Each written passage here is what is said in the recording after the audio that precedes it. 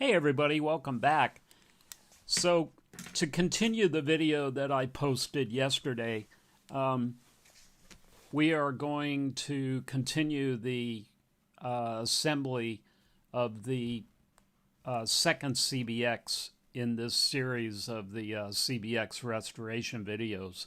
So I'm starting off there by showing you that I'm installing the pistons, and you can watch our previous video on the detail of installing the rings and the pistons. But right now I'm focusing on the cylinder walls here, and I just wanted to zoom in here to show you that these cylinder walls are in pretty good condition. The original hash marks are still there from the factory. There's a bit of a little ridge up here at the top, but we'll be honing these out here, and I'll show you how to get rid of all of that and get them to look like new again. So what I do is I like to hone them out in my parts washer with the solvent, because that's pretty much how they bore cylinders out. But just go to your local parts store, auto parts store, and buy this honing attachment that you can attach to a drill, and it works like a charm. Really is nice. And anyway, I use my solvent, but you can use like WD-40 or oil or whatever is handy for you. But the solvent works really well. So I'm going to kind of speed this process up here, just for the sake of the length of the video. But once you get started, once I get started here, I'll show you the process. So you just kind of let the drill do the work. You just move it back and forth without letting the stones come out of the cylinder. You want to be able to get that ridge off of there and then bring it all the way down to the bottom.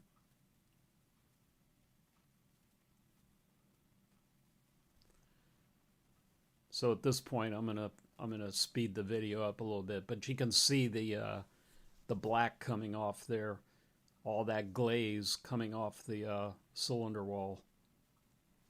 Doesn't take much. I mean, these stones are pretty tough, so you don't want to do it too aggressively and too much. You just want to get that glaze off of there.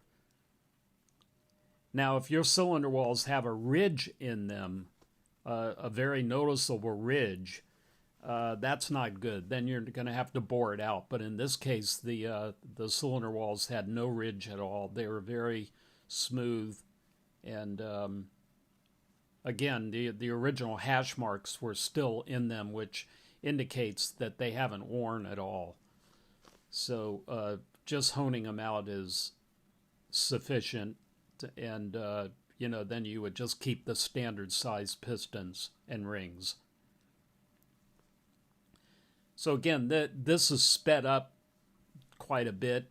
It probably takes about 15-20 minutes to do it properly.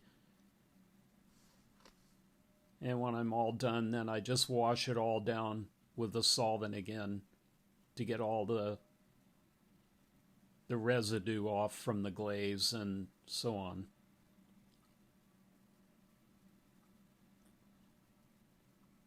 And you'll see here in a minute that the cylinders look absolutely beautiful when you're done.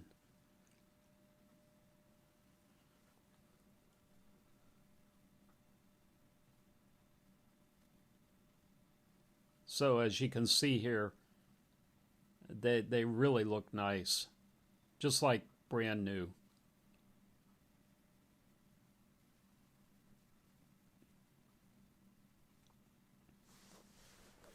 So then once that's done, you've got to put the rubber gaskets, the little O-rings, back around. You have to get the old ones out, which is kind of a tedious process. And again, I showed that on a previous video in detail. But once you get those out and all cleaned up, then you put the new ones in. and then you go and you kind of tap them down onto the engine. And again, in a previous video, I go into a lot of detail on how to get the piston started. You want to start with number 2 and number 5 piston, and then you just kind of work the rings in.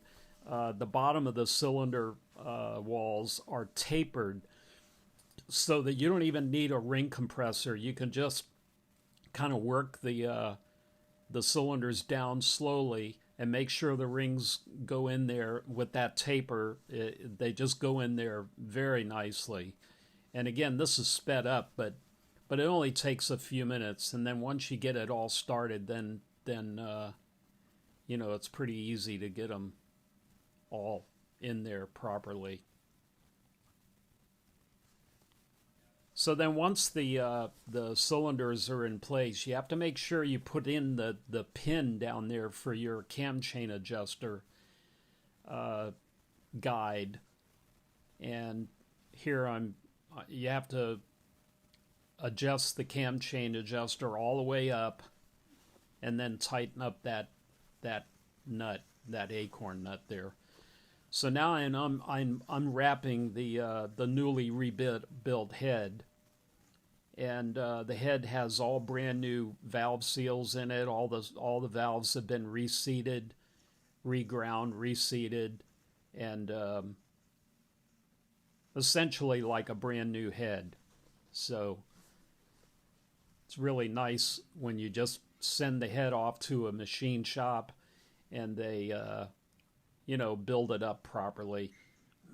I can do it, but I'd much rather have the experts do it. They know exactly what they're doing, and it takes a lot of time and effort, and I'd rather be working on the rest of the bike. And it doesn't really cost that much. It only costs about $300-400 to have the head completely reconditioned by a machine shop properly. So the bike will run like brand new if you have this done. It's a really important step. So before the head goes on, you have to put the upper cam chain adjuster in first before you install the head. And that's what I'm doing here. And it's a little tricky because it's spring-loaded, pretty tough.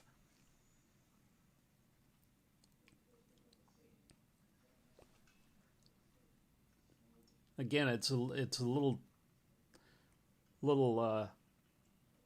takes a little effort to do it, but once you get it, then you install the bolt like I'm doing here.